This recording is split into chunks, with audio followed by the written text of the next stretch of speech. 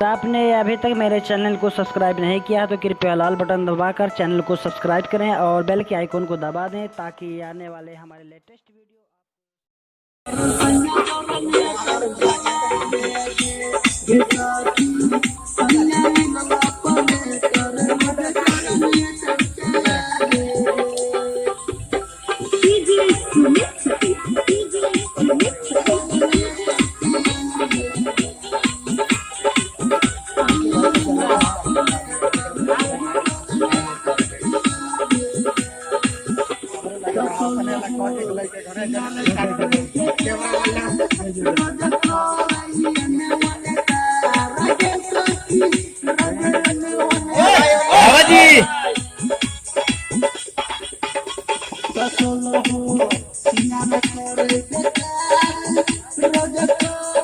पीछे जाओ है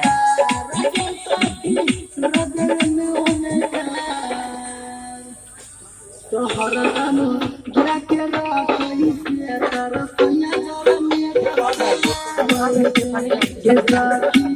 सैया मंगा पने कर जाना में चला डीजे सुमित डीजे सुमित